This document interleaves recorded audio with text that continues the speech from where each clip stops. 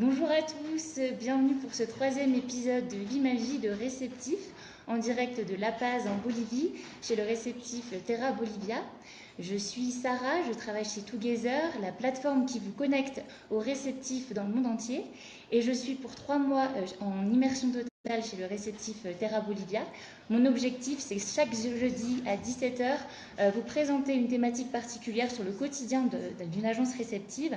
Et donc aujourd'hui, on va s'intéresser plus particulièrement au métier de concepteur voyage. La semaine dernière, on avait évoqué de manière plus générale l'organisation d'une agence réceptive. On a vu qu'il y avait deux pôles, donc le pôle commercialisation et le pôle logistique. Donc aujourd'hui, on est avec Loïc. Bonjour tout le monde. Bonjour Loïc, merci d'être avec nous. Alors Loïc, est-ce que tu peux commencer par te présenter, nous dire voilà, qui es-tu, d'où viens-tu et depuis combien de temps es-tu concepteur voyage? Donc je suis Loïc, j'ai 35 ans, je suis d'origine de la région de Grenoble. J'ai fait 3 années d'études en informatique, derrière cela une dizaine d'années dans ce domaine. Après une dizaine d'années, j'ai voulu changer, donc j'ai tout d'abord fait un bilan de compétences. Dans les 4-5 options que ressortait ce bilan, il y avait le tourisme. Euh, Puis je suis parti en fait ensuite 7 mois en voyage en Amérique du Sud. Je suis vraiment tombé amoureux de l'Amérique du Sud et donc du coup je suis revenu ici en Bolivie en novembre 2016 avec dans l'idée de trouver un travail dans le tourisme. Et voilà, et maintenant ça fait un peu plus d'un an que je travaille à Terra Bolivia en tant que concepteur voyage. D'accord. Alors, est-ce que tu peux justement nous dire un petit peu en quoi consiste ton métier et quelles sont les missions au quotidien que tu dois faire? Eh bien, un concepteur voyage, il a, on va dire, plusieurs missions. La première et principale, c'est une mission commerciale. Cette mission commerciale, elle va se séparer un peu en deux parties. Une première pré-vente, donc, où on va recevoir donc des demandes, la plupart du temps par mail, des agents de voyage. Des demandes plus ou moins précises, suivant la connaissance de l'agent de voyage. Et en fonction de cette demande, nous, on va faire peut-être un premier retour pour avoir plus de précision, pour avoir tous les critères nécessaires pour faire une première base et un premier circuit. Donc ça peut être le type de logement, si les clients vont parler espagnol, français, anglais, euh, quel type de voyage ils souhaitent, s'ils souhaitent voir classique ou partir sur des choses un peu plus sportives ou communautaires. Et suite à on va dire un peu ce premier brief, en fonction donc de ces paramètres-là, on va construire et on va concevoir donc un circuit et essayer de répondre un maximum du coup à ce premier brief. Et voilà. Et après, donc du coup, on va échanger avec l'agent qui lui va avoir des retours des clients et on va faire plus ou moins évoluer cette proposition en fonction des retours et pour arriver au final à un circuit qui convient totalement aux clients. D'accord. Donc en fait, tu as une mission donc commerciale et relationnelle avec l'agent de voyage. Est-ce que tu as également d'autres missions que tu peux nous parler? Alors juste fini sur le commercial, on a aussi le post-vente. D'accord. Donc après, quand on a trouvé un accord avec l'agent de voyage, on va donc avoir tout un travail de suivi qui va te suivre. Si on va passer la main donc à notre équipe logistique. Oui. Euh, On aura l'occasion d'ailleurs d'en reparler la semaine prochaine. On fera un focus sur le métier de responsable logistique. Donc voilà, on va passer la main à notre logistique qui va s'occuper donc de faire les réservations, nous faire un retour si tout se passe bien ou effectivement, éventuellement s'il n'y a pas de disponibilité, faire des changements. On va se remettre en relation avec l'agent de voyage pour trouver le meilleur choix. Voilà, et puis le processus va continuer. Derrière, on va envoyer les documents de voyage à l'agence qui fera le nécessaire auprès de ses clients. Et puis après, le client va arriver sur place. Et donc là, on va aussi avoir du relationnel avec le client, cette fois-ci directement au nom de l'agence, au nom de l'agent de voyage qui aura réservé ce circuit-là. Et donc on va les accueillir, on va les suivre, on va s'assurer que tout se passe bien durant tout le voyage. On va éventuellement avoir l'opportunité de les rencontrer, ce qui est toujours sympa. Et voilà pour ce côté un peu plus commercial. Après, on a une mission aussi de reconnaissance, une mission qui est pour nous, pour avoir un maximum de connaissances sur le pays, sur le terrain, pour ensuite pouvoir répondre à un maximum aux demandes, être force de proposition, pouvoir de temps en temps un peu dire qu'on peut s'écarter du classique et proposer d'autres solutions, d'autres propositions hors des sentiers battus par exemple. Donc voilà, on va de temps en temps, 2 à 4 fois par an, aller sur le terrain, connaître les hôtels, les activités, pour toujours avoir plus de connaissances sur le pays. Et voilà, et une dernière mission qui va être une mission de conception aussi, dans un autre style, c'est-à-dire on va aller sur le terrain, connaître des nouvelles activités, des nouveaux circuits, et on va tester et ensuite créer un circuit, par exemple, nouveau, proposer quelque chose de nouveau à nos clients. Et donc ça, c'est une conception.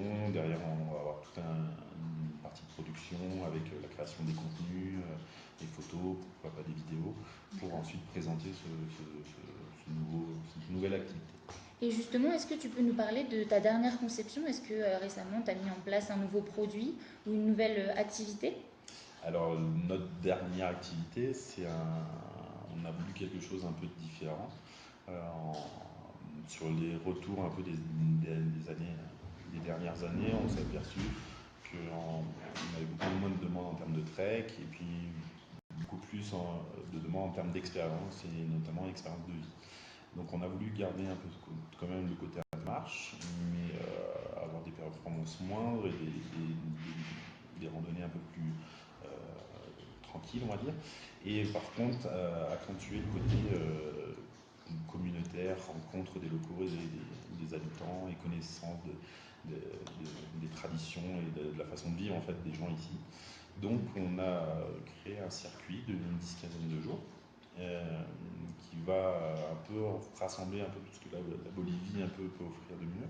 C'est-à-dire on peut en Bolivie découvrir différents paysages en très peu de temps. Et donc dans ce trek, on va déjà avoir plusieurs ambiances. On va d'abord commencer tranquillement pour l'acclimatation à La Paz, donc connaître la ville et ses alentours avec ses formes de montagnes fondues, donc c'est assez magnifique. Ensuite, on va partir sur le lac Titicaca, sur la partie mineure qui est beaucoup moins touristique et donc plus authentique et beaucoup moins fréquentée. Donc on va vraiment être en contact avec les locaux. Donc voilà, on va découvrir cette partie-là. On va traverser un peu l'altiplano et la pampa entre le lac et la cordillère. Et voilà, pour arriver donc dans la fameuse cordillère royale, donc magnifique au pied des montagnes de 6000 mètres. Et ensuite basculer dans la partie subtropicale des Andes, donc le début de l'Amazonie. Donc on va attendre une ambiance beaucoup plus chaude, chaleureuse, on va dire, exotique. Et voilà, donc en très peu de temps, on va découvrir différentes ambiances. Et durant ces ambiances, on va bien sûr marcher, donc avoir toujours un petit côté quand même sportif. Et aussi et surtout, rencontre, connaissance des locaux. Et donc partager avec eux un repas, aller à la pêche avec eux, voir comment ils construisent les bateaux sur le lac, participer à la fabrication du fromage, des matelas en paille, ramener les lamas du pâturage. Donc voilà, c'est un trek qui offre une expérience de vie. Et on l'a voulu ainsi. Et donc c'est un très joli trek qui sort des classiques et qui peut être très intéressant. Et d'ailleurs, si vous souhaitez plus d'informations quant à ce trek, on va vous mettre un lien de présentation en commentaire de ce Facebook Live. Donc n'hésitez pas, on vous mettra également les coordonnées de Loïc si vous avez des questions à propos de ce trek. Et justement, moi, admettons, voilà, je suis un agent de voyage, j'ai un client qui veut partir en Bolivie et je contacte Terra Bolivia. Comment ça se passe le premier contact? En fait, c'est quoi le processus de mise en place? Qu'est-ce que tu proposes à l'agent de voyage? Alors ça va dépendre un peu. On a des agents de voyage qui ont la chance déjà de connaître un peu le pays, donc c'est vrai qu'ils vont faire des demandes plutôt précises, voire très précises, c'est-à-dire en termes de jour par jour, avec les activités, les hôtels. Donc là, ça va être assez simple. On va rester force de proposition dans le cas où on aurait, je ne sais pas, un problème sur le planning, un musée fermé ou je ne sais pas, ou une incohérence sur un transport. C'est là où nous, on est là aussi pour conseiller et éventuellement améliorer le circuit. Et puis on va avoir des demandes beaucoup plus évasives, on va dire, et où on va avoir besoin de nous donc de plus de précision. Donc on va avoir un, deux, trois premiers échanges pour savoir exactement ce que veut le client, quel type de logement, s'il veut quelque chose de plutôt standard ou confortable, s'il parle espagnol, et si ça ne dérange pas sur certaines étapes de ne pas avoir de guide francophone. Donc on va avoir voilà, une première mise en relation. Ça peut arriver si le projet est beaucoup moins précis, qu'on planifie un rendez-vous téléphonique parce que c'est toujours plus simple et on va pouvoir un peu expliquer la destination à ce moment-là à l'agent de voyage pour que lui il ait plus de connaissances et plus d'informations à donner ensuite à son client. Et voilà. Et après lui il aura un retour et puis après on va avoir des allers-retours pour faire éventuellement évoluer la proposition et comme je disais tout à l'heure pour arriver à quelque chose qui plaît et qui rentre dans le budget du client. D'accord. Et alors, vu que là on est avec les agents de voyage, est-ce que tu as un message à leur faire passer aujourd'hui? Eh bien écoutez, n'hésitez pas à découvrir la Bolivie. Je vous incite à aller voir notre webinaire qu'on a fait il y a 2-3 mois déjà. Oui, bah je vous mettrai le lien également. Et si ça voilà, vous intéresse. où avec mes collègues, on vous explique un peu la destination, ce qu'il y a à découvrir ici, comment se passe un peu le pays. Voilà, et après, n'hésitez surtout pas à me contacter ou à nous contacter, nous, avec mes collègues. On peut éventuellement programmer un rendez-vous téléphonique et on vous expliquera comment ça se passe un peu en Bolivie ici, que ce soit vraiment en termes d'activité, mais aussi en termes de côté peut-être un peu plus technique, en termes d'hébergement, etc. Et voilà. Donc n'hésitez surtout pas à nous écrire. Et puis c'est possible que je passe bientôt prochainement en France, donc je passerai peut-être vous faire un petit coucou. Super, bah merci beaucoup Loïc pour ton témoignage. Merci à toi. Alors n'hésitez pas si vous avez des questions à nous poser sur le chat. Alors qu'est-ce qu'on a ici? Alors, en tout cas, apparemment ça a l'air d'être clair, mais n'hésitez pas à me contacter, hein, je vous mettrai également mes contacts en commentaire de ce Facebook Live si vous souhaitez aborder des thèmes en particulier, sachant que la semaine prochaine, on va aborder du coup qu'est-ce qu'est le métier de responsable logistique chez Terra Bolivia.